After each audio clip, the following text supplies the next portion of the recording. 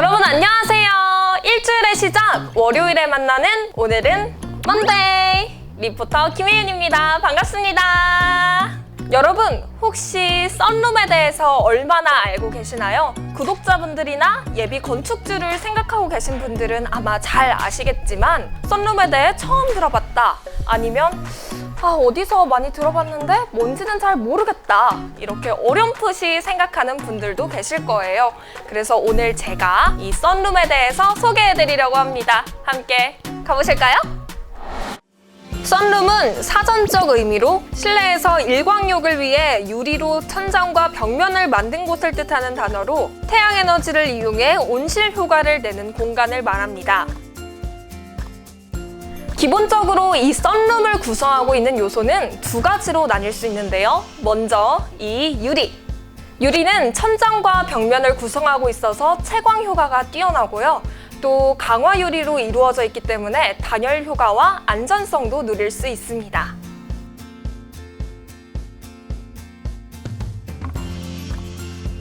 또 다른 요소는 바로 보이시나요? 이 프레임인데요. 썬룸은 많은 유리로 이루어져 있기 때문에 이를 고정하고 또 지탱할 수 있는 틀이 필요합니다. 바로 그 역할을 하는 것이 이 프레임인데요. 철제, 알루미늄 등 다양한 원료로 제작할 수도 있고요. 비바람, 눈, 기온, 습도 등 외부적 영향에 변형되거나 파손될 확률이 적을 만큼의 튼튼함과 유연성을 가지고 있습니다. 보기에도 아주 튼튼하죠? 이 외부가 중요한 만큼 내부도 중요한데요.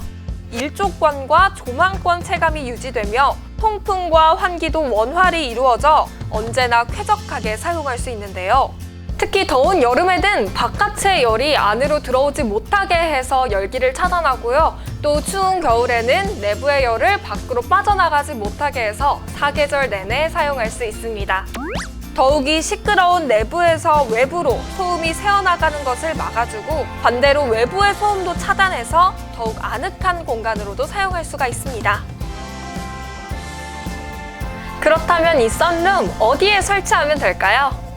썬룸은 아파트나 주택의 테라스, 발코니 같은 건물과 연결된 내부 공간뿐만 아니라 마당, 옥상 등 외부의 빈 공간에도 맞춤으로 제작하여 설치가 가능합니다. 이로써 주거 공간을 제외한 또 다른 공간을 창출하여 효율적으로 활용하지 못했던 실내외에서 자연을 만끽할 수 있는 공간, 또 힐링할 수 있는 공간을 만들어줍니다.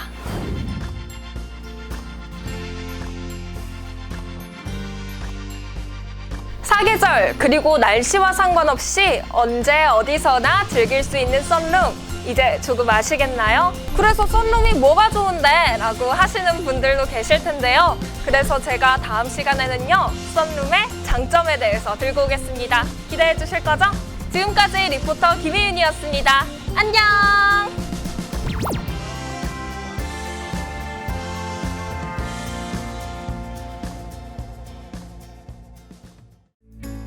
여러분 안녕하세요. 일주일의 시작, 월요일에 만나는 오늘은 먼데이 리포터 김혜윤입니다. 반갑습니다. 이 첫 번째 영상 다들 보고 오셨나요?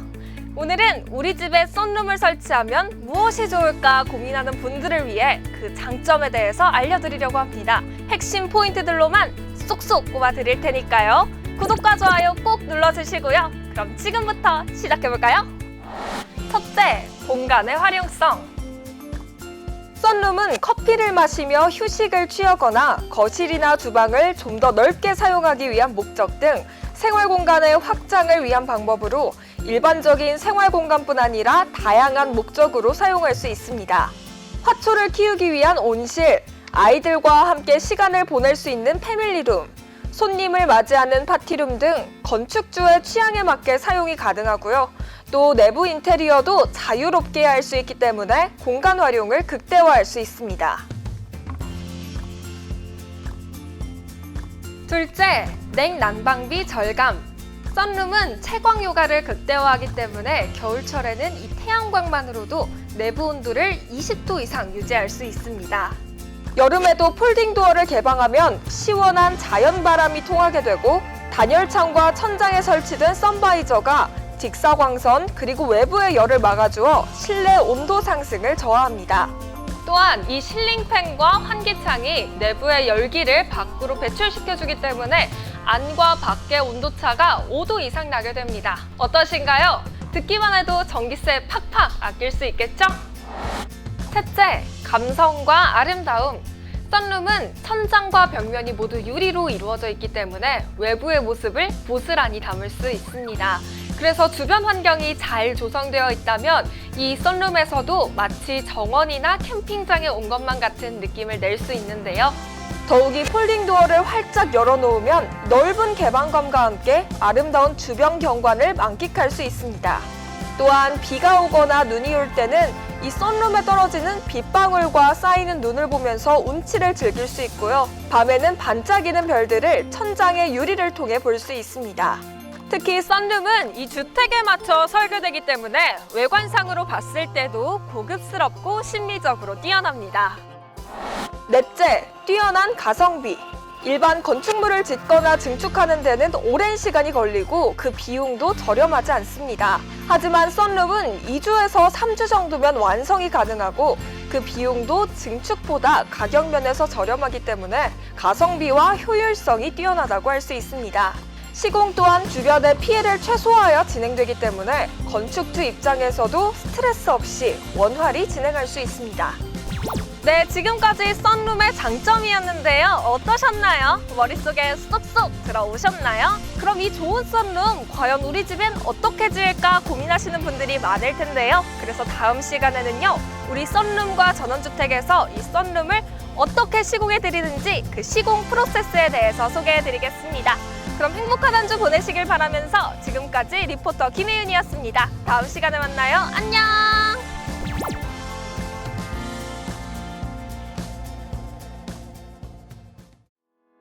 여러분 안녕하세요. 일주일의 시작, 월요일에 만나는 오늘은 먼데이 리포터 김혜윤입니다. 반갑습니다. 오늘은 우리 집에 썬룸만 있으면 딱이겠는데 어떻게 하지? 궁금해하시는 분들을 위해 우리 썬룸과 전원주택의 썬룸 시공 프로세스를 시작부터 끝까지 알려드릴 테니까요. 구독과 좋아요 꼭 눌러주시고요. 그럼 지금부터 시작해볼까요?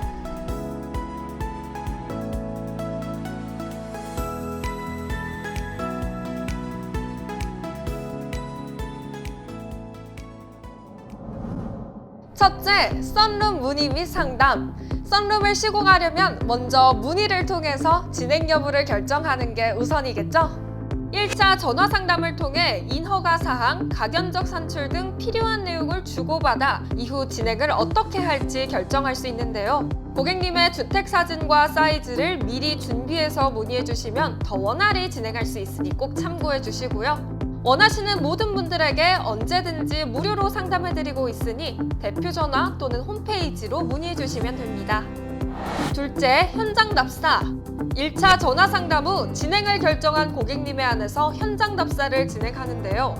클라이언트 미팅, 썬룸 설치 장소 실측, 바닥 및 벽면 상태 점검 등 썬룸 설치에 앞서 꼭 필요한 사항들을 파악하여 시공에 앞서 기본 자료를 준비합니다. 셋째, 시뮬레이션 작업 및 컨펌.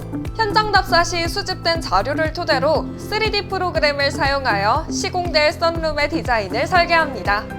약 5일 정도 소요되는 디자인 작업을 진행한 후 고객님께 제시하는데요. 이후 고객님의 컨펌을 통해 수정사항을 확인, 확정 디자인을 제시하게 됩니다.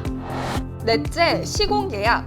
최종 컨펌 후 확정 견적서를 산출하여 계약을 진행하게 되는데요. 명시된 계약서를 꼼꼼하게 확인하고 계약을 체결하며 계약금 입금이 확인되면 썬룸 시공에 필요한 프레임 발주가 진행되니 더욱 신중히 해주셔야 합니다.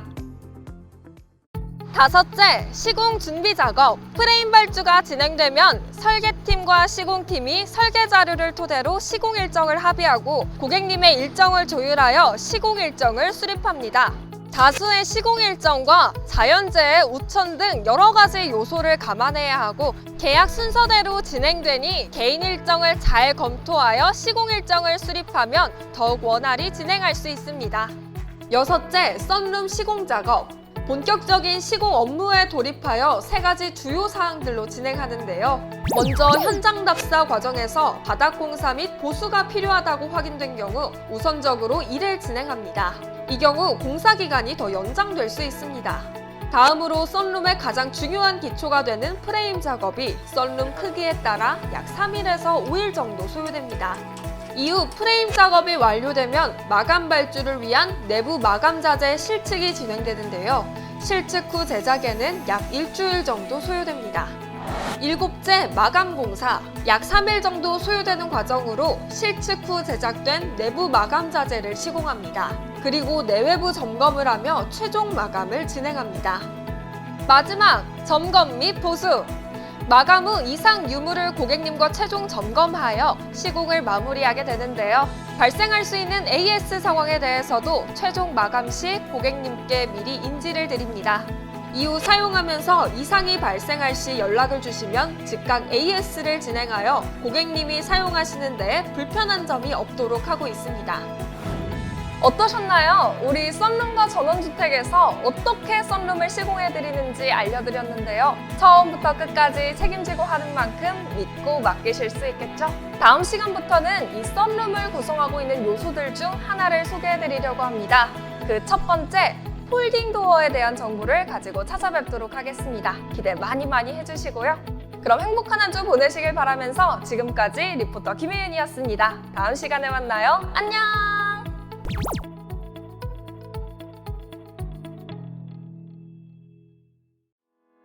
여러분 안녕하세요. 일주일의 시작, 월요일에 만나는 오늘은 먼데이 리포터 김혜윤입니다. 반갑습니다. 여러분들은 썬룸 하면 무엇이 가장 먼저 떠오르시나요? 유리? 인테리어? 아마 생각나는 게 많으실 텐데요. 오늘은 그 중에서도 썬룸의 핵심 키워드인 폴딩 도어에 대해서 알려드리려고 합니다. 구독과 좋아요 꼭 눌러주시고요. 그럼 지금부터 시작해볼까요? 폴딩 도어는 여러 장의 문을 경첩으로 연결하여 이렇게 아코디언처럼 접어서 여닫는 방식을 활용하는 문을 일컬어 말합니다.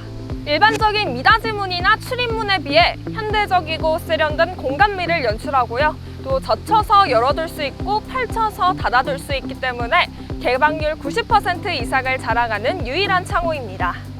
폴딩 도어는 알루미늄이 주자재로 이루어져 사용 시 변형이나 부패가 적어 오랜 세월 사용할 수 있으며 환기와 환풍에도 탁월하고 차폐, 차음 역시 뛰어납니다. 또한 냉난방비 절감에도 효과적인데요. 여름철에는 실내 냉기가 밖으로 빠져나가는 것을 차단하고 반대로 겨울철에는 온기를 그대로 보존할 수 있습니다. 특히 가스켓, 즉 고무재 시공 기술이 뒷받침되어 강한 비바람에도 이 썬룸의 내부가 외부와 완벽히 차단될 수 있도록 합니다. 그렇다면 다 똑같이 생긴 거 아닐까 하는 의문이 드시는 분들도 계실 텐데요. 폴딩 도어는 디자인에서도 여러 선택권이 있습니다. 우선 색상 선택이 자유로운데요. 기본 색상은 블랙과 화이트로 구성되어 있으며 이외에도 원하는 색상을 별도로 도장 작업을 통해 주택의 개성에 맞게 디자인할 수 있습니다. 또한 외형 디자인을 독특하게 할 수 있는데요. 전체를 유리로 만든 일반적인 폴딩 도어 외에도 유리 사이에 플라스틱을 격자 무늬로 넣어 전통적인 한옥의 창호 느낌을 주는 격자 유리 폴딩 도어, 하단 부분에 문양이나 다른 디자인을 넣어 고풍스러운 유럽형의 창호 느낌을 주는 스펜달 폴딩 도어 등 취향에 따라 다양하게 제작할 수 있습니다. 그리고 개폐 방향도 다양한 방식으로 할 수 있는데요. 여러 가지 개폐 방식이 있지만 주로 4가지 방식을 사용합니다. 첫째, 한쪽으로 개폐해 수납하는 편개 방식. 둘째, 중앙 기둥을 중심으로 양쪽으로 열 수 있는 양개 방식. 셋째, 편개 방식에 출입문을 추가로 설치하는 방식. 넷째, 좌우측 방향에 관계없이 폴딩 도어를 자유롭게 이동해 수납하는 자유 방식. 이러한 방식들은 이용 목적, 장소, 규모에 따라 취향에 맞게 디자인할 수 있습니다. 개방감을 높이면서 많은 건축주들에게 사랑을 받고 있는 폴딩 도어. 썬룸에 있어서 사계절 내내 100% 활용 가능한 다목적 공간으로 재탄생시켜준 1등 공신인데요. 어떠셨나요? 이 썬룸에 있어서 꼭 필요한 요소라는 게 느껴지시나요? 다음 시간에는 우리가 썬룸 안에서 생활할 때 꼭 필요한 선바이저와 방충망에 대해서 알려드리도록 하겠습니다. 그럼 활기찬 한 주 보내시길 바라면서 지금까지 리포터 김혜윤이었습니다. 다음 시간에 만나요. 안녕!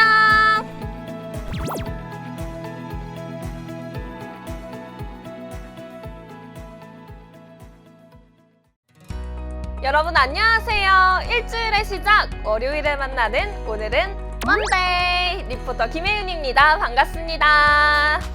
여러분들은 썬룸에서 무엇이 가장 하고 싶으신가요? 아침엔 따뜻한 커피 한 잔, 아니면 저녁에는 가족들과 도란도란 모여 앉아 이야기꽃을 피우고 싶으신 분들도 계실 텐데요. 오늘은 이 썬룸에서 하고 싶은 것들을 편안하게 할 수 있게 해주는 선바이저와 방충망에 대해서 알려드리도록 하겠습니다. 구독과 좋아요 꾹꾹 눌러주시고요. 그럼 지금부터 시작해볼까요?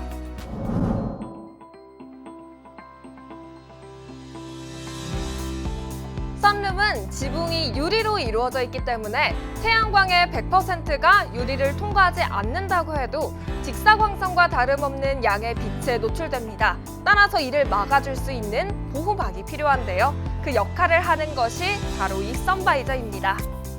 선바이저는 직사광선을 피하기 위해 설치하는 차광판으로 햇빛이나 불빛이 밖으로 새거나 들어오지 않도록 막아주는 가리개를 뜻합니다. 흔히들 선바이저 하면 자동차에서만 많이 사용한다고 인식을 하는데요. 햇빛에 많이 노출되는 썬룸에서도 이제는 필수 요소로 자리 잡고 있습니다. 특히 썬룸과 전원주택에서는 일반적인 선바이저로 가장 많이 사용되고 있는 허니콤 블라인드를 변형시켜 썬룸 지붕에 가장 최적화된 암막 선바이저를 국내 최초로 접목시켰는데요. 빛만 가리는 형태의 일반 선바이저와 다르게 이 암막 선바이저는 빛이 들어오지 못하게 함과 동시에 복사열까지 차단시켜 주어서 내부 온도 상승을 저하하고 냉방비 절감에도 효과적입니다. 또한 썬룸 지붕은 석가래와 도리로 칸칸이 나뉘어져 시공되는 경우가 많기 때문에 선바이저를 프레임과 프레임 사이에 구분해서 설치하여 채광을 조절할 수 있으며 혹여나 천장이 높아 열고 닫는 것이 어렵지 않을까 걱정하시는 분들을 위해 전용 스틱을 같이 제공하여 사용하는 데 불편함이 없도록 하고 있습니다.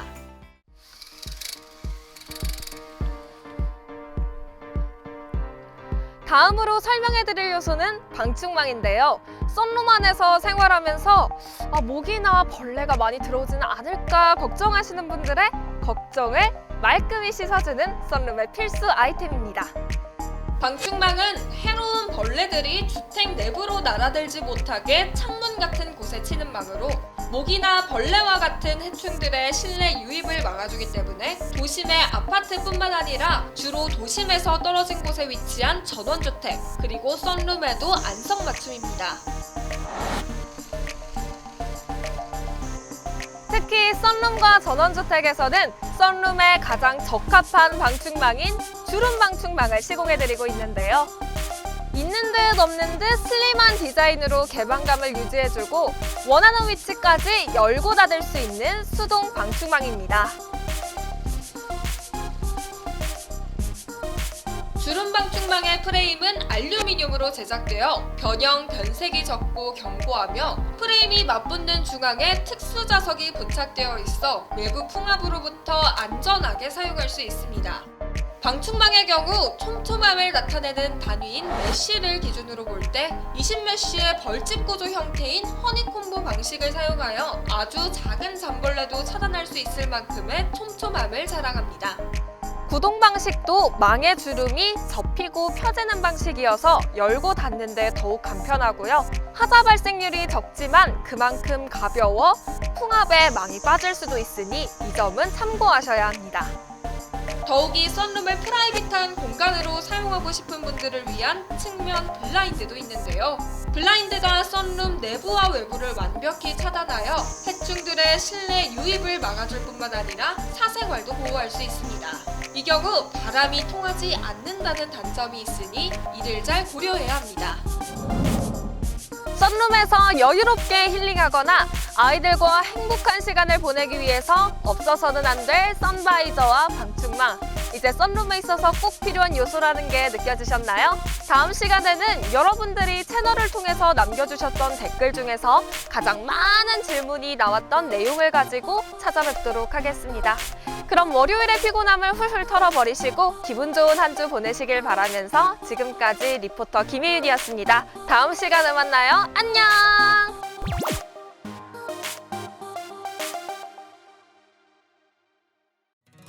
여러분 안녕하세요. 일주일의 시작 월요일에 만나는 오늘은 먼데이 리포터 김혜윤입니다. 반갑습니다.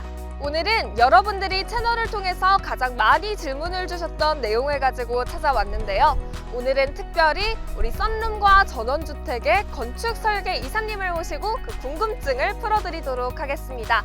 구독과 좋아요 잊지 마시고요. 그럼 지금부터 시작해볼까요? 안녕하세요, 이사님. 네, 안녕하세요. 먼저 시청하고 계신 분들께 인사 부탁드립니다. 네, 안녕하세요. 썬룸과 전원주택의 건축을 담당하고 있는 이진호 이사라고 합니다. 반갑습니다. 네, 그럼 거두절미하고 질문 바로 드릴 테니까요. 성심성의껏 답변 부탁드릴게요. 알겠습니다. 이 썬룸은 건축물의 하나이기 때문에 복합적인 요소들이 많습니다. 같은 크기의 썬룸이라 할지라도 지붕의 형태가 어떻게 생겼느냐, 문의 구조가 어디냐, 숫자가 몇 개냐, 또 홀딩 도어가 몇 개가 들어요. 이런 것들에 따라서 가격이 다 다르기 때문에 이게 평균 가격으로 얼마다 이렇게 이야기하기 좀 어렵습니다. 그래서 그 하시고자 하는 장소의 가로 세로 사이즈, 또 주변 환경이 보여질 수 있는 사진, 이런 것들을 저희들한테 보내주시면 저희가 각연적을 뽑아서 알려드리겠습니다. 네, 썬룸은 합법이고요. 어떤 건축물이고 다 신고 내지는 허가를 받아야 됩니다. 썬룸도 마찬가지고요. 부속 건축물로 신고를 할 수 있습니다.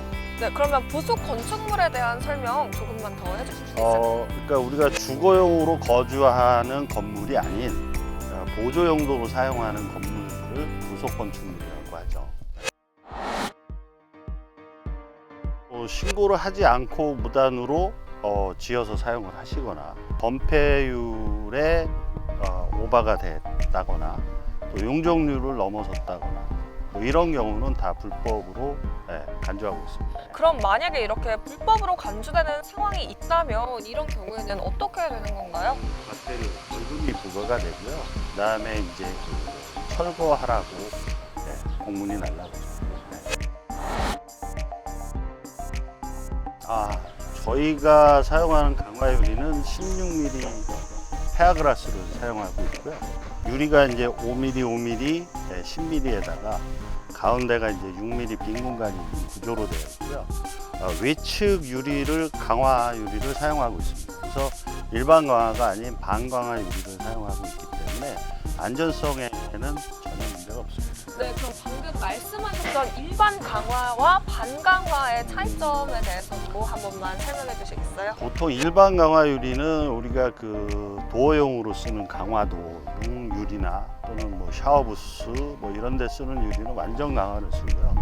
이런 유리는 이제 파손이 되면 이렇게 폭삭 주저앉는 구조로 되어 있습니다. 그런데 이제 반강화 유리는 강도는 유지하되 그 외부 충격에 의해서 깨졌을 때 주저앉지 않고 이렇게 금이 가는 그런 형태의 성질을 갖고 있습니다. 네, 그래서 반강화 유리가 이 썬룸에 더 적합한 유리다라고 그렇죠. 할 수 있는 거죠. 그렇죠. 혹시 썬룸과 전원주택 이사님으로서 우리 오늘은 먼데이 시청자분들에게 하고 싶은 말 있으시다면 해주실 수 있을까요? 네, 있습니다. 일반적으로 고객분들께서 문의 전화를 하실 때 그 처음 질문처럼 평당 얼마냐 뭐 이런 질문들을 많이 하세요. 근데 건축이 됐든 뭐 썬룸이 됐든 상당히 좀 위험한 질문입니다. 이게 복합적인 요소들이 많기 때문에 이걸 평당으로 단가를 구현한다는 자체에 좀 맹점이 있습니다. 그런 단가를 받으셨을 때 실제 계약으로 가셨을 경우에 실망하시는 경우도 많고요. 또 서로 기대에 어긋나는 결과물이 나오는 경우들도 상당히 많습니다. 그래서 내가 하고자 하는 것에 대한 최대한의 표현을 제공을 하셔서 가견적을 일단 받으시고 그 가견적 안에서 플러스 마이너스의 편차가 있다라는 거를 생각을 하시고 그게 이제 가당하다 생각되시면 실측을 통해서 디자인을 하고 그리고 그 디자인을 통해서 내가 원하는 부분을 표현을 하시고 난 연후에 완성된 것을 가지고 견적을 산출하시는 게 가장 합리적이고 정확합니다. 금전적인 부분에 있어서의 실망감도 덜 하실 수 있고요. 완성시켜 놓고 나서 그 만족도도 더 높아질 수 있습니다. 너무 쉽게 접근을 하셔서 마음의 상처를 받지 않으셨으면 좋겠습니다. 이상입니다. 네, 마지막 말씀까지 잘 들었습니다. 네, 오늘 답변 감사하고요. 네. 지금까지 설계 이사님이셨습니다. 감사합니다. 네. 수고하셨습니다.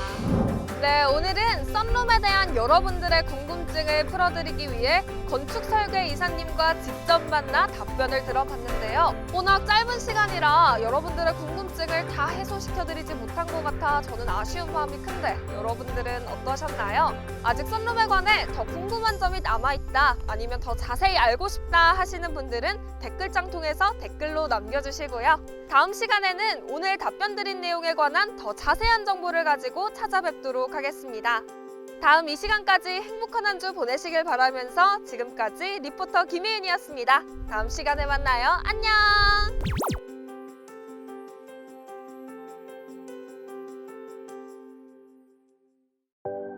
여러분 안녕하세요. 일주일의 시작 월요일에 만나는 오늘은 먼데이 리포터 김혜은입니다. 반갑습니다. 오늘은 저번 시간에 알려드렸던 내용 중에서 더 자세하게 알려드리고 싶은 내용을 가지고 찾아왔는데요. 그 중에서도 이 썬룸을 시공하는 데 앞서 꼭 준비해두어야 할 인허가에 대한 내용을 가지고 찾아왔습니다. 오늘도 구독과 좋아요 꼭 부탁드리고요. 그럼 지금부터 시작해볼까요? 썬룸은 같은 지붕마루 내에서 건축물의 바닥 면적을 늘리는 것 또는 같은 대지 내에서 별채를 추가 신축하는 것으로 증축에 해당됩니다. 그렇기 때문에 건축법상 신고가 꼭 필요한데요. 썬룸을 증축하는 경우에는 반드시 증축하기 전에 해당 관련 기관의 허가를 받아야 하는데요. 이 경우 허가와 신고 두 가지 경우로 나뉩니다. 허가는 말 그대로 해당 관청으로부터 허가를 받아야만 건축물을 지을 수 있는 경우이고 신고는 허가를 받지 않고 신고만 하면 건축물을 지을 수 있는 경우로 썬룸과 같은 소규모 건축물은 신고에 해당되는 경우가 많습니다. 그렇다면 건축주 본인이 신고와 허가 중에서 어느 경우에 해당하는지 알고 준비하는 게 중요할 텐데요. 필히 그 대상 기준을 알아보고 준비하셔야 합니다. 건축 신고 대상으로는 바닥 면적의 합계가 85제곱미터 이내의 증축, 연면적의 합계가 100제곱미터 이하인 건축물 등 여러 가지 기준이 있으며 이에 하나라도 해당되면 건축 신고 대상이 되니 자세하게 확인해야 합니다.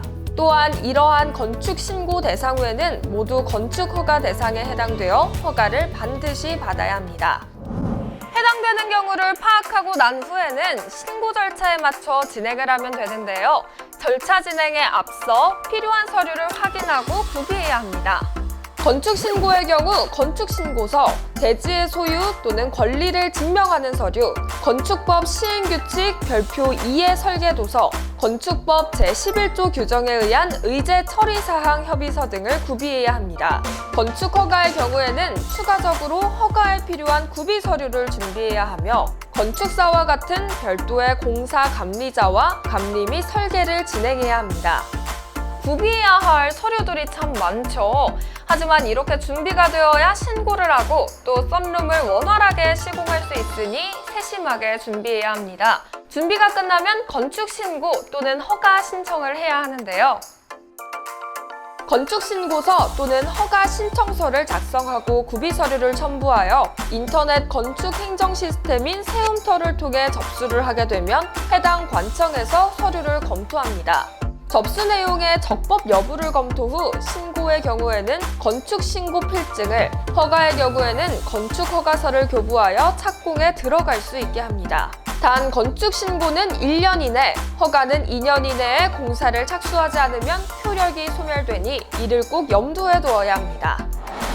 오늘은 썬룸을 시공하기에 앞서 꼭 필요한 인허가에 대한 내용을 다뤄봤는데요. 복잡하고 준비할 것도 많아 걱정부터 앞서지만 이 썬룸을 시공하는 데 있어 꼭 필요한 과정이니 중요하게 생각하시고 세심하게 보셨길 바랍니다.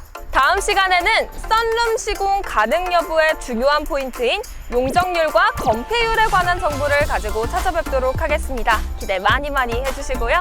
지금까지 리포터 김혜윤이었습니다. 다음 시간에 만나요. 안녕!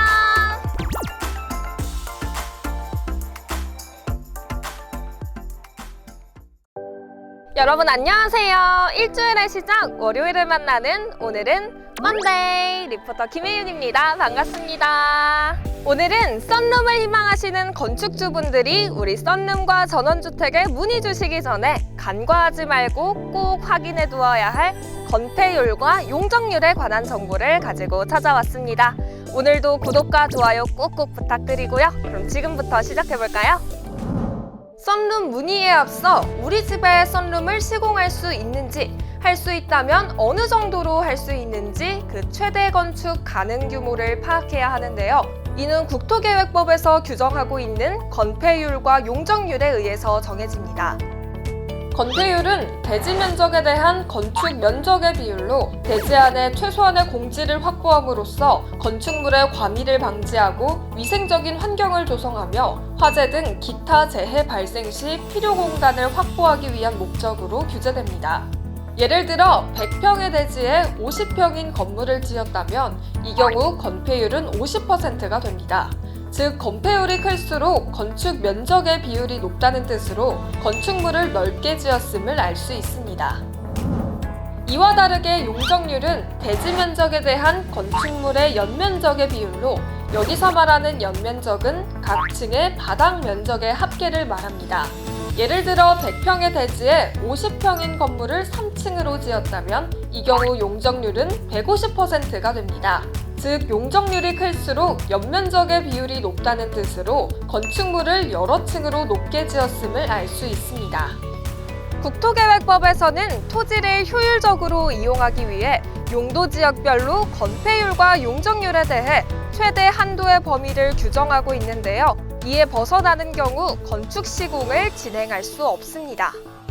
기본적으로 건폐율과 용적률의 최대 한도는 국토의 계획 및 이용에 관한 법률 시행령에 의해 용도 지역별로 규정하고 있습니다.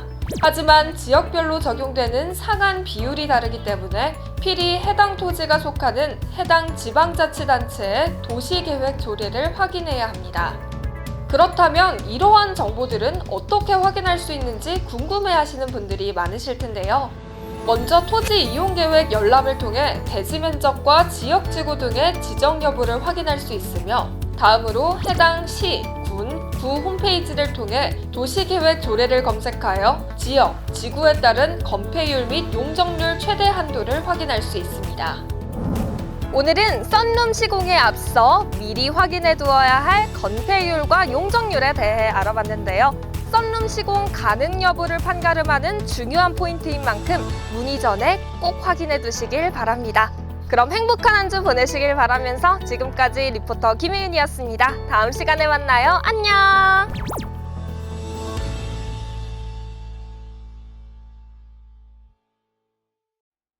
여러분 안녕하세요. 일주일의 시작 월요일을 만나는 오늘은 먼데이 리포터 김혜윤입니다. 반갑습니다. 오늘은 썬룸의 안전성의 큰 축 중 하나인 강화유리에 관한 정보를 가지고 찾아왔는데요. 우리 썬룸과 전원주택에서 어떤 강화유리로 시공해드리는지 알려드리도록 하겠습니다. 구독과 좋아요 꾹꾹 부탁드리고요. 그럼 지금부터 시작해볼까요?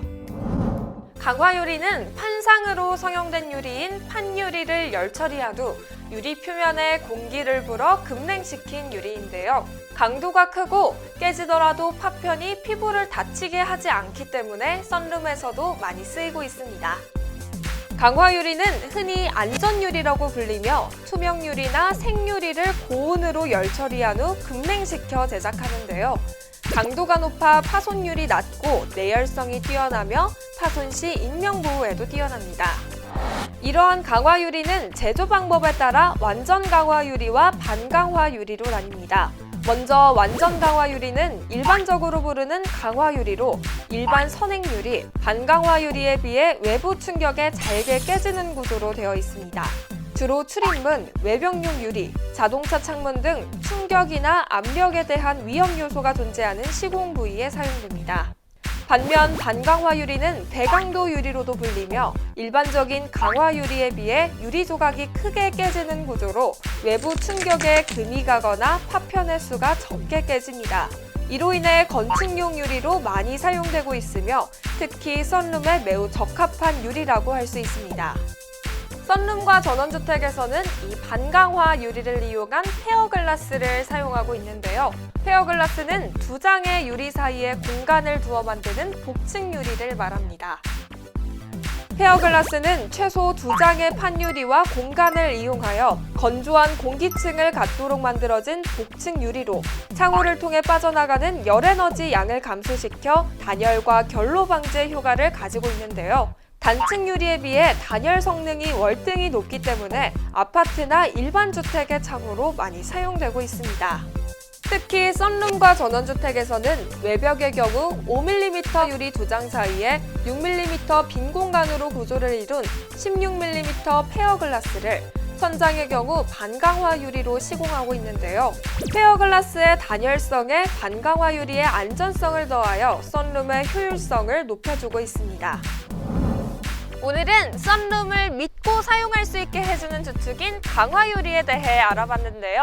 우리 썬룸과 전원주택에서는 건축주분들의 걱정을 덜어드리기 위해 유리 하나하나에도 세심하게 신경 쓰고 있다는 점 알아주셨으면 감사하겠습니다. 그럼 이번 주도 걱정 없이 행복한 한 주 보내시길 바라면서 지금까지 리포터 김혜윤이었습니다. 다음 시간에 만나요. 안녕!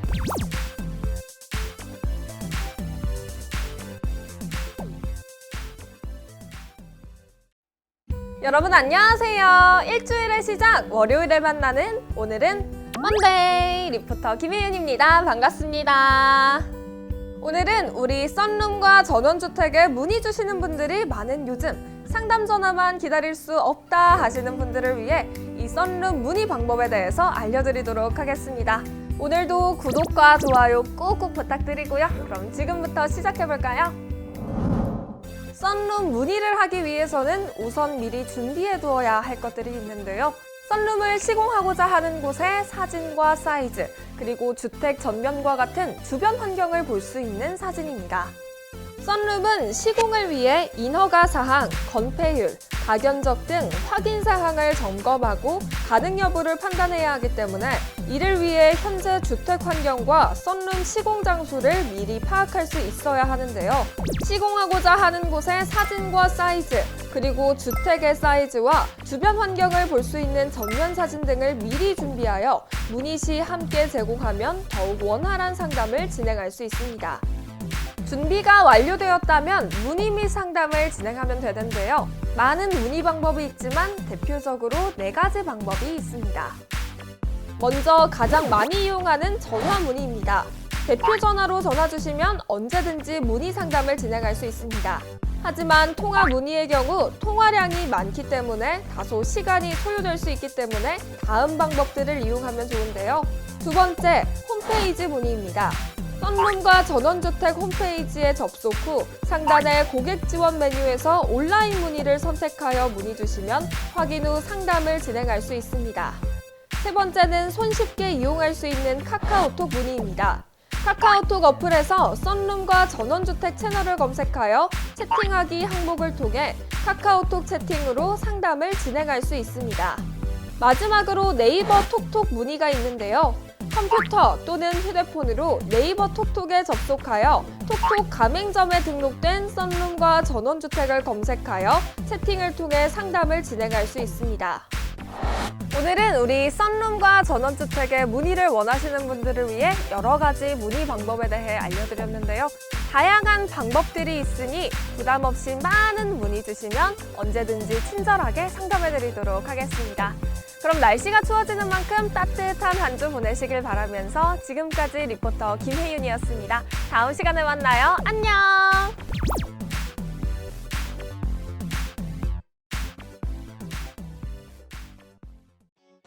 여러분 안녕하세요. 일주일의 시작 월요일에 만나는 오늘은 먼데이 리포터 김혜은입니다. 반갑습니다. 오늘은 전원주택에서 흔히 볼 수 있는 구조물인 데크에 대해서 알아보려고 하는데요. 만약 우리 집에 데크가 없다면 어떤 데크가 어울릴지 상상하면서 보는 것도 좋을 것 같습니다. 그럼 오늘도 구독과 좋아요 꾹꾹 부탁드리고요. 그럼 지금부터 시작해볼까요? 데크는 주택 외부에 별도로 이용 및 편의를 위해 설치하는 바닥 구조물인데요. 주택의 연장선으로서 외관을 결정하는 중요한 디자인 요소이자 외부와 내부를 연결해주는 공간이 되기도 합니다. 데크는 주로 주택의 외부면과 맞닿아 설치하는 바닥 구조물로 자체 공간적 활용도와 실내외를 연결해준 통로로서 또 하나의 생활 공간으로 인식되고 있는데요. 이로 인해 주택을 지어 생활하는 건축주분들에게 필수 아이템으로 자리 잡고 있습니다. 이러한 데크는 다양한 소재로 만들어져 각 데크재에 맞는 특징을 가지고 있는데요.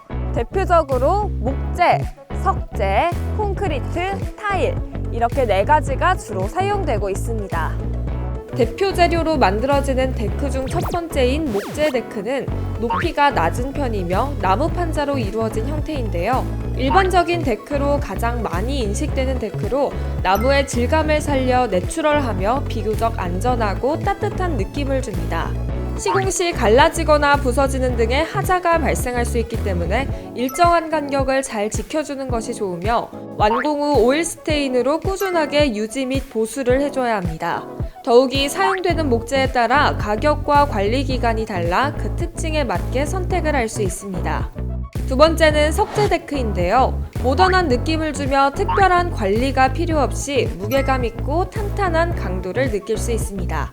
하지만 그만큼 단단하기 때문에 아이들이나 노약자가 넘어지게 되면 위험할 수 있기 때문에 특별한 주의가 필요합니다. 특히 습식 시공이 이루어졌을 경우 세월이 지남에 따라 석재판의 탈락이 이루어지는 경우가 발생할 수 있어 이를 염두에 두어야 합니다. 다음은 세 번째, 콘크리트 데크입니다. 콘크리트 데크의 경우 다양한 시공 방법이 있어 이에 따라 다양한 느낌을 줄 수 있으며 유지 관리에 대한 부담이 적습니다. 하지만 시간이 지남에 따라 금이 가는 경우가 있으며 특히 여름에 태양열이 축열되어 더운 열기가 실내로 들어올 수 있으며 겨울에는 윗부분에 도작을 한 경우 미끄러울 수 있어 주의가 필요합니다. 마지막으로 타일 데크입니다. 다양한 종류의 타일을 이용하여 특별한 인테리어 느낌을 연출하고 싶을 때 가장 알맞은 데크인데요. 다양한 패턴으로 디자인할 수 있으나 타일 특성상 무거운 물건이나 뾰족한 물건을 떨어뜨리는 등의 외부 영향으로 인한 깨짐 및 금이 가는 경우가 발생할 수 있으며 특히 겨울에는 타일의 겉부분이 얼게 되면 매우 미끄러워질 수 있습니다. 오늘은 주택의 디자인 요소이자 생활 공간으로 자리 잡고 있는 데크에 대해서 알아봤는데요. 건물의 외관을 결정하기도 하고 공간 활용의 효율성을 높이는 만큼 잘 선택해야 한다는 점 알아두셨으면 좋겠습니다. 그럼 추운 날씨 감기 조심하시고 건강한 한 주 보내시길 바라면서 지금까지 리포터 김혜은이었습니다. 다음 시간에 만나요. 안녕!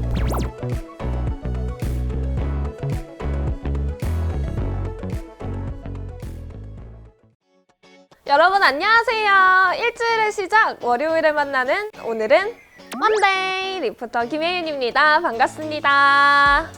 오늘은 지난 시간에 알아봤던 데크 중에서 더 자세하게 알려드리고 싶은 정보가 있어 찾아왔는데요. 데크하면 가장 먼저 떠올리게 되는 목재 데크에 대해서 알려드리도록 하겠습니다. 오늘도 구독과 좋아요 꾹꾹 부탁드리고요. 그럼 지금부터 시작해볼까요? 목재 데크는 주택의 데크로 가장 많이 시공되는 데크인데요. 목재 특유의 친밀감과 따뜻한 공간감, 그리고 시공 용이성으로 인해 건축주분들이 가장 많이 찾는 데크입니다. 목재 데크는 특성상 설치 및 철거가 용이하며 바닥면을 통한 환기도 원활한데요. 물빠짐도 자연스럽게 이루어져 자연 배수가 되는 구조로 구성됩니다. 또한 데크는 데크를 받치는 바닥 부분을 만드는 작업인 하지 작업이 먼저 이루어지는데요. 목재 데크의 경우 2가지 방식으로 하지 작업이 이루어집니다. 첫 번째는 콘크리트 타설을 기초로 한 시공인데요. 바탕면인 콘크리트 기초 위에 부식에 강한 아연 각 파이프를 형틀로 제작한 후 그 위에 목재를 깔아 데크를 완성합니다.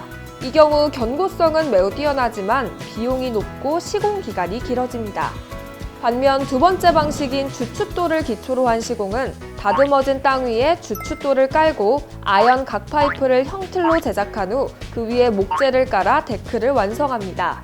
이 경우 콘크리트 기초에 비해 견고성이 뛰어나지는 않지만 비용이 낮고 시공 기간도 짧습니다. 이러한 목재 데크는 목재의 재질에 따라 다른 특징을 가지고 있는데요. 크게 방부목, 천연목재, 합성목재 이렇게 세 가지로 나뉩니다.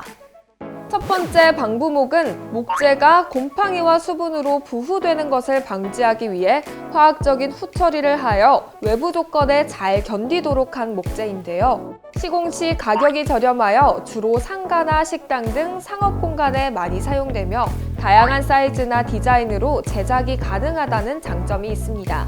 하지만 수종이 소나무여서 옹이가 많아 부러지거나 구멍이 나는 등 강도가 약하고 내구성이 떨어지며 방부 처리를 한 목재다 보니 실내 시공이 불가능합니다. 또한 오랜 기간 사용하기 힘들며 관리를 위해 주기적으로 오일 스테인 도장을 해줘야 합니다. 두 번째는 천연 목재인데요.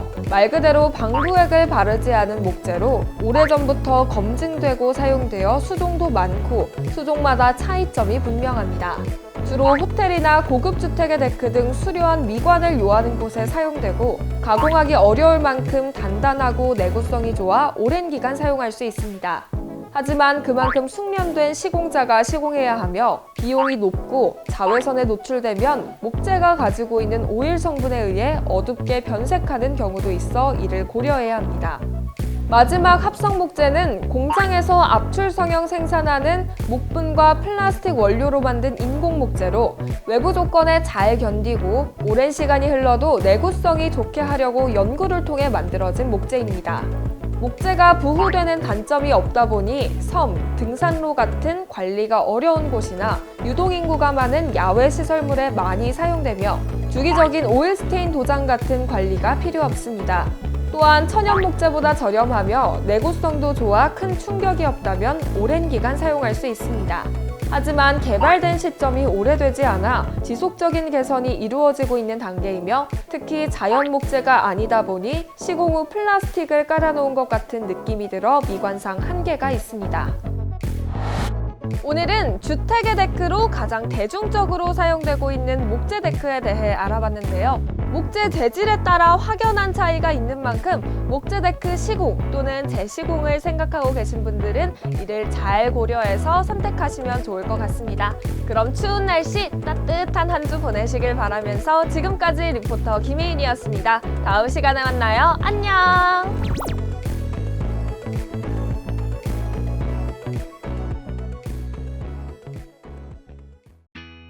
여러분 안녕하세요. 일주일의 시작 월요일에 만나는 오늘은 먼데이 리포터 김혜윤입니다. 반갑습니다.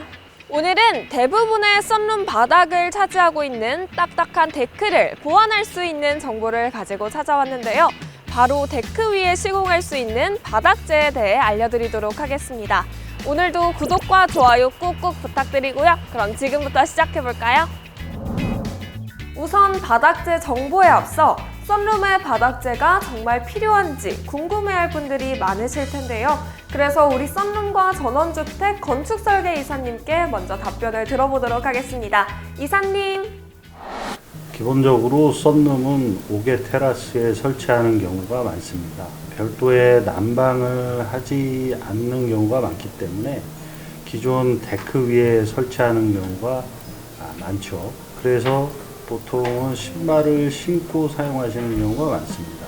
화초를 키우신다든지 또는 개인적인 공간으로 커피를 마신다든지 휴식 공간으로 활용하실 때는 굳이 별도의 바닥재가 필요치는 않지만 아이들을 위한 공간이라든지 또는 실내에서 바로 들어오셔야 되는 경우는 별도의 바닥재를 깔아서 사용하시는 경우도 많습니다. 별도의 바닥재를 시공을 하면 겨울 같은 데크가 차가워지는 이런 경우에 좀 보온의 그런 효과도 있고요. 맨발로 보행을 했을 때 쿠션감도 훨씬 좋아지겠죠. 이렇게 사용하는 바닥재는 무엇이 있는지 궁금하실 텐데요.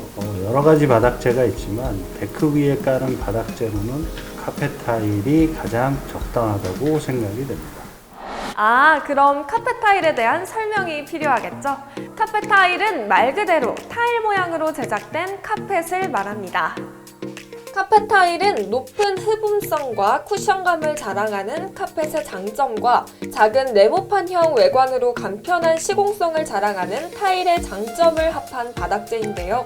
뛰어난 흡음 기능으로 쾌적한 실내 공간을 유지할 수 있으며 넘어지거나 물건을 떨어뜨려도 크게 다치거나 깨지지 않습니다. 또한 폭신하고 보행감이 좋으며 섬유 올 속에 공기를 포함하기 때문에 보냉 효과가 우수하여 에너지 절감 효과가 뛰어납니다. 더욱이 디자인과 모양이 다양하고 배치도 다양하게 할 수 있어 멋스럽고 고급스러운 실내 인테리어 효과를 낼 수 있으며 운반과 취급이 용이하여 겨울에는 카펫 타일을 깔아서 쓰고 여름에는 걷어서 데크 자체로 사용할 수 있어 인테리어적 변화를 연출할 수 있습니다. 특히 시공 및 관리 부분에서 편의성이 극대화되는데요. 시공 시 가위나 커터칼로 쉽게 재단이 가능하며 카펫과 고무 패드를 일체화시킨 바닥재여서 접착제 사용이 필요 없고 타일 조각조각을 바닥에 맞춰서 깔기만 하면 되기 때문에 셀프 시공도 가능합니다. 또한 관리의 경우에도 기본적으로 방호성이 우수하고 청소기를 이용해 표면 청소를 할 수 있으며 특히 어느 한 곳이 오염될 경우 해당 타일 조각만 떼어내어 부분 교체 또는 세탁이 가능해 위생 관리도 용이합니다. 하지만 관리가 소홀할 경우 섬유 올 사이사이에 먼지가 숨어 겉으로 보이는 것과 다르게 오염되는 경우가 많아 꾸준히 청소를 해주는 것이 중요하며 세탁을 잘못된 방법으로 하게 되면 바닥재에 마모가 생기면서 남아있는 이물질들이 곰팡이나 각종 세균을 번식할 우려가 있어 적절한 클리닝이 필요합니다. 오늘은 썬룸의 바닥재로 사용할 수 있는 카펫 타일에 대해 알아봤는데요. 언제든 시공이 용이한 만큼 필요에 따라 선택하시면 좋을 것 같습니다. 그럼 추운 날씨 감기 조심하시고 지금까지 리포터 김혜인이었습니다. 다음 시간에 만나요. 안녕!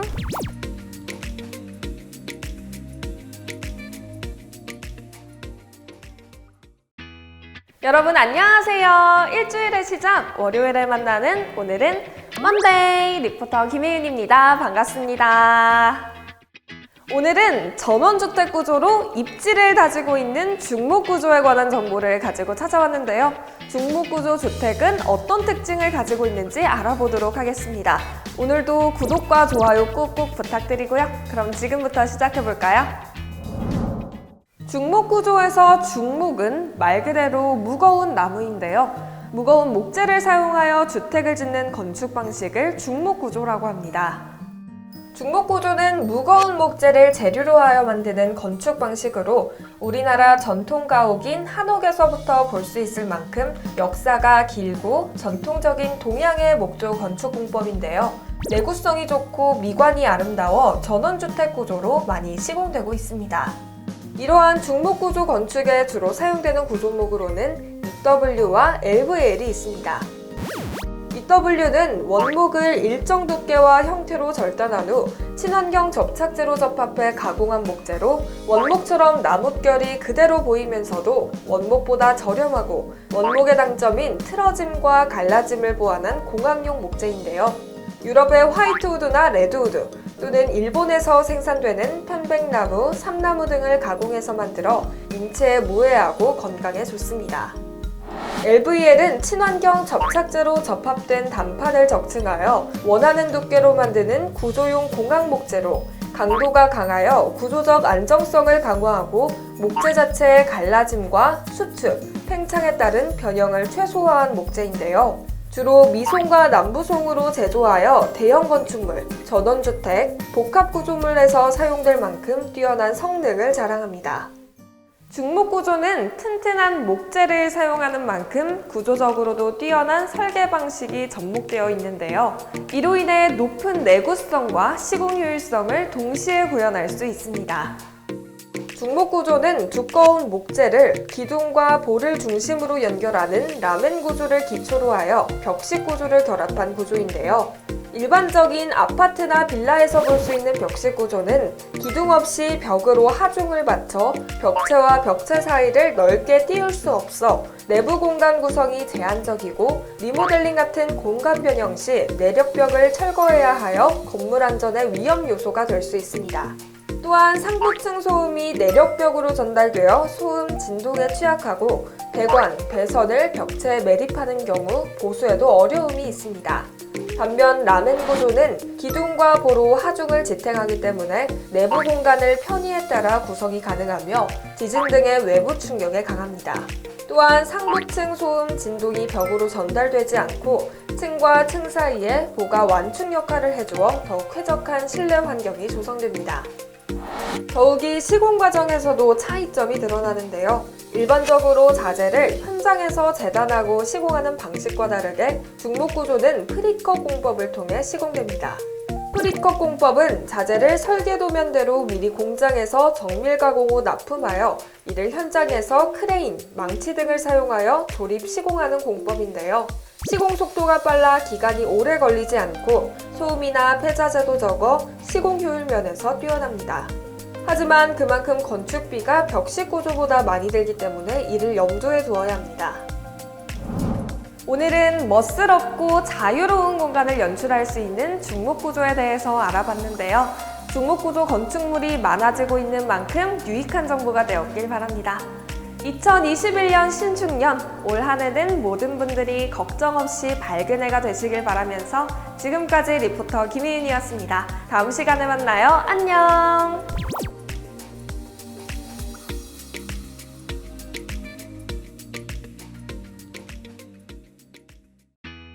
여러분 안녕하세요. 일주일의 시작 월요일에 만나는 오늘은 먼데이 리포터 김혜윤입니다. 반갑습니다. 오늘은 지난 시간에 알려드렸던 중목 구조가 어떻게 좋은지 그 장점에 대한 정보를 가지고 찾아왔는데요. 중목 구조 주택의 장점 중 핵심 포인트들만 쏙쏙 알려드릴 테니 오늘도 구독과 좋아요 꾹꾹 부탁드리고요. 그럼 지금부터 시작해볼까요? 첫째, 내구성. 기본적으로 목조주택은 내구 연한이 약 70년 이상으로 내구 연한이 약 50년인 콘크리트 주택보다 내구성이 뛰어나며 보수 및 관리를 통해 200년 이상도 사용이 가능합니다. 주로 사용되는 구조 부재들도 선별된 목재를 가공하여 제작하기 때문에 더욱 균일하고 안정된 강도를 유지합니다. 둘째, 단열성. 목재의 단열성은 일반 단열재의 1.5배, 콘크리트의 7배, 석재의 15배, 철의 176배로 뛰어난 단열성과 보온성을 통해 일반 건축물에 비해 많은 냉난방비를 절약할 수 있는데요. 특히 건축자재의 단열 기능에 따른 결로 등의 문제점이 건물의 하자 발생의 큰 원인이 되는 만큼 하자의 위험 또한 현저히 낮습니다. 셋째, 안전성. 중목 구조의 목조주택은 콘크리트 주택보다 강도는 낮지만 탄성과 충격 흡수 성능이 좋아 지진과 같은 자연재해에 대비하기 좋은데요. 기둥과 보가 모두 장부로 연결되어 꽉 물려있고 연결 부위는 철물 공법을 통해 강성을 더하여 구조적으로 매우 튼튼하면서도 자체 유연성을 지녀 진도 6에서 7의 내진 성능을 갖습니다. 또한 화재에도 뛰어난데요. 화재 발생 시 가장 큰 사고의 원인이 되는 유해가스 흡입의 경우 중목구조주택은 탄화목재, 규화목재 등 화재에 강한 성질로 가공된 목재가 사용되어 다른 구조재에 비해 안전성이 강화됩니다. 그리고 단면이 큰 중목으로 기둥과 볼을 이루기 때문에 불에 타도 표면이 탄화해 내부에 불이 미치는 것을 막고 주택이 무너지는 것을 늦춰 화재 대피에도 안전합니다. 넷째, 경제성. 중목구조주택은 프리컷 공법으로 시공되는데요. 모든 구조 부재를 공장에서 설계도면대로 정밀하게 가공하여 현장에서 조립 시공하기 때문에 현장에서 재단하는 일은 거의 없어 폐기물 처리 비용이 현저히 적습니다. 또한 균일하고 높은 품질의 시공자의 능력에 영향도 덜 받아 주택의 전체적인 시공 품질이 높아지며 시공 기간도 짧아 인건비도 절약할 수 있습니다. 다섯 번째, 유연성. 중목구조는 기둥과 볼을 중심으로 설계되기 때문에 이를 배치하는 방식에 따라 다양하게 공간을 연출할 수 있는데요. 설계 자유도가 높은 만큼 공간의 높이, 면적 등을 취향에 따라 설계하고 활용할 수 있으며 시간이 지나 리모델링, 증축 등 공간 구조 변화도 비교적 쉽게 할 수 있습니다. 여섯 번째, 신미성과 쾌적성. 목재의 아름다움을 살린 중목구조는 내부 구조재가 대부분 노출되어 목재가 가진 자연스러운 아름다움을 느낄 수 있는데요. 보이는 아름다움뿐 아니라 나무 고유의 특성으로 인해 계절에 상관없이 쾌적한 습도, 온도를 유지하고 나무에서 나오는 향, 피톤치드 등으로 공기정화 및 인체에 건강한 작용을 일으켜 살아 숨쉬는 주택을 느낄 수 있습니다. 오늘은 중목구조의 장점에 대해서 알아봤는데요. 중목구조가 왜 전원주택의 구조로 많이 건축되고 있는지 그 이유를 알 수 있으셨나요? 그럼 이번 주도 행복한 한 주 보내시길 바라면서 지금까지 리포터 김혜윤이었습니다. 다음 시간에 만나요. 안녕!